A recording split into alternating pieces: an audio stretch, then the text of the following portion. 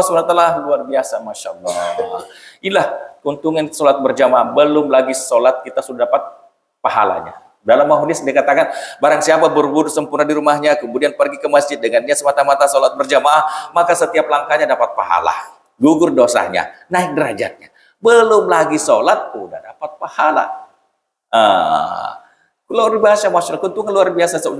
Bahkan dikatakan tidak ada sholat laki-laki yang dekat rumahnya kepada masjid, kecuali di masjid. Nah, di sini Pak, pentingnya sholat berjamaah. Hadirin Allah SWT. Untuk mendapatkan kiafiat ini semua, maka itu perlu hidupkan taklim kita. Taklim rumah, taklim masjid. Untuk apa? Untuk mengetahui yang mana perintah, mana larangan, mana hak, mana batil, mana yang didahulukan, mana diakhirkan. Dan untuk mendatangkan rasa takut pada Allah SWT.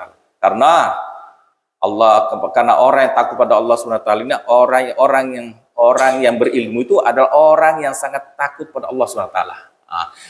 Semakin tinggi ilmu seseorang, semakin takut dia pada Allah SWT. Sehingga hadirin melihat Allah SWT.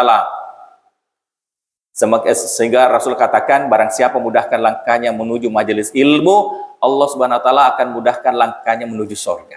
Satu ayat Al-Quran, sepagi engkau belajar satu ayat Al-Quran, lebih baik daripada 100 rakaat salat sunnah. Sepagi engkau belajar satu bab ilmu, diamalkan atau belum diamalkan, maka lebih baik daripada 1000 rakaat salat sunnah. Maka pentingnya kita belajar ilmu, hadirin Allah SWT. Karena amal yang buat tanpa ilmu, maka ditolak Allah SWT. Pentingnya ilmu, hadirin Allah SWT. Semua perlu ilmu. Maka ilmu ini perlu dibarengi dengan zikir kepada Allah SWT. Karena orang yang berilmu tidak mengingat Allah, dia akan sombong.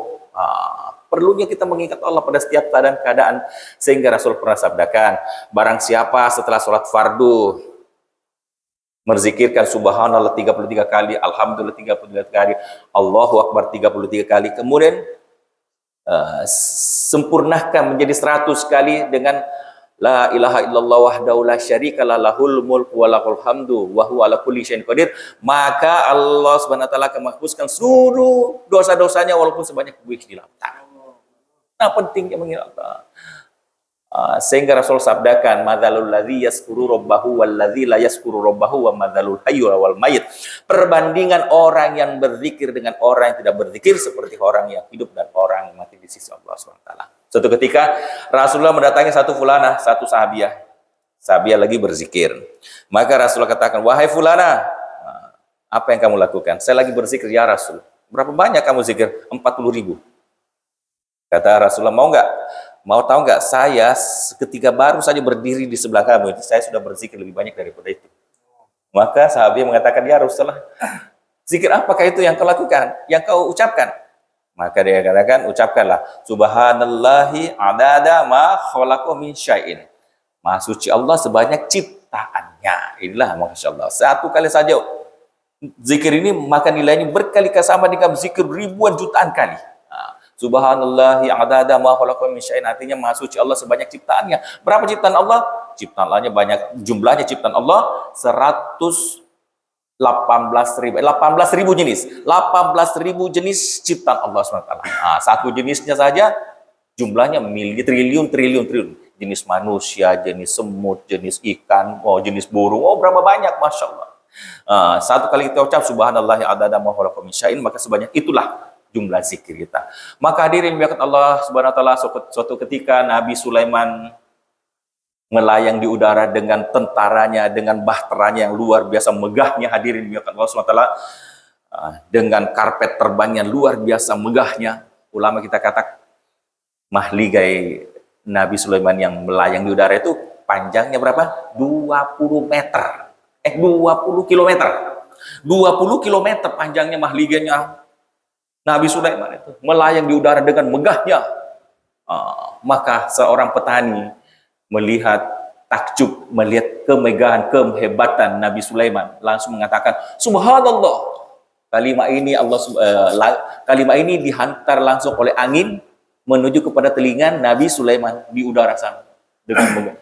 Maka ketika Nabi Sulaiman mendengarkan subhanallah dari suara petani itu, maka Sulaiman perintahkan tentaranya untuk arahkan kendaraan menuju ke bawah, menuju ke arah suara itu. Maka sampai ke bawah, hadirin yang Allah, Nabi Sulaiman mengatakan kepada petani, wahai fulan, kamu kayak mengucapkan subhanallah. Ya saya Nabiullah, kamu tahu satu subhanallah yang kamu ucapkan itu jauh lebih hebat daripada kerajaan Sulaiman bin Daud. Pentingnya hadirin subhanallah, satu subhanallah saja. Apabila kita ucapkan subhanallah walhamdulillah wala ilaha illallah Allahu akbar, Allah Subhanahu wa taala akan tanamkan satu pohon di sorga buat kita yang luasnya apabila dikelilingi oleh kuda tercepat di dunia 100 tahun tidak sampai. Begitu dahsyatnya. Maka hadirin melihat Allah Subhanahu wa taala, orang yang sering mengingat Allah adalah orang yang hubungannya baik kepada manusia. Hablum minallah, hablum minannas. Orang yang baik kepada Allah, orang yang baik kepada Allah, pasti dan pasti hubungannya baik kepada Allah. Dan orang yang hubungannya kepada Allah baik, pasti dan pasti hubungannya kepada manusia baik. Hablum minallah, hablum minannas. Jadi hadirin yang ciri-ciri orang yang hubungannya kepada Allah baik gimana? Selalu melihat kebaikan saudaranya.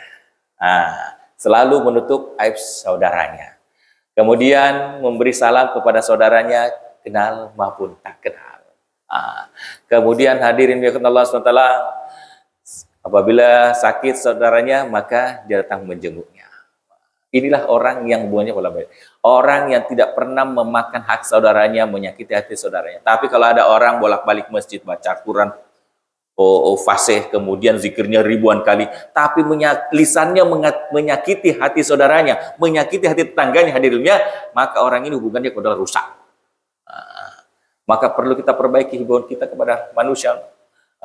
Muasarah kita bagaimana supaya Allah SWT ridho kepada kita, maka kita lalu lihat kebaikan saudara kita, hadirin. Dan ini hadirin ya kan dilakukan hanya dengan semata-mata mengharap dari Allah SWT. Karena Allah SWT hanya akan menerima amalan yang ikhlas. Allah tidak mandang hartamu, rupamu, tetapi Allah SWT hanya memandang iman dan amal. Allah cuma memandang hati dan amal. Sehingga Rasulullah pernah sabdakan, wahai Muaz, jagalah keikhlasanmu, karena amalan sedikit amalan yang ikhlas walaupun sedikit akan mencukupi. Jadi hadirin yang muliakan Allah SWT, pentingnya kita jaga keikhlasan hati kita. Karena ikhlas ini, Pak, nggak ada yang tahu. Jangankan kita, malaikat saja tidak tahu. Malaikat saja tidak tahu. Kalau kita ini ikhlas, maka suatu ketika nanti hadirin melihat Allah SWT, ketika malaikat pencatat kebaikan datang kepada Allah SWT membawa catatan kebaikan kita, maka Allah SWT ambil buku catatan itu, kemudian Allah lihat, Allah pilah-pilah, ada yang dibuang, ada yang diambil, ada yang dibuang, ada yang diambil. Hadirin melihat Allah SWT. Kemudian malaikat mengatakan, ya Allah, bukankah itu semua amal kebaikan yang dibuat si fulan? Maka Allah SWT katakan, ya betul, ini semua kebaikan dibuat si fulan, tapi yang saya ambil itu yang dibuat karena aku, dan yang saya buang itu dibuat bukan karena aku, tapi karena orang. Karena mau dilihat, mau didengar, mau dipuji, mau dibanggakan. Nah, pentingnya ikhlas, hadirin. Untuk mendapatkan keikhlasan ini perlu kita koreksi niat kita lagi. Sebelum beramal, sedang beramal, setelah selesai beramal, jangan disebut-sebutkan kebaikan kita. Masya Allah, ada orang Pak beramal 20 tahun, ikhlas 20 tahun. Ikhlas 20 tahun. Setelah 20 tahun, dia ungkapkan, yang bangun masjid ini kalau bukan saya siapa? Nah, semua amalnya dicoret. Nggak dapat apa-apanya. Perlunya ikhlas, Pak.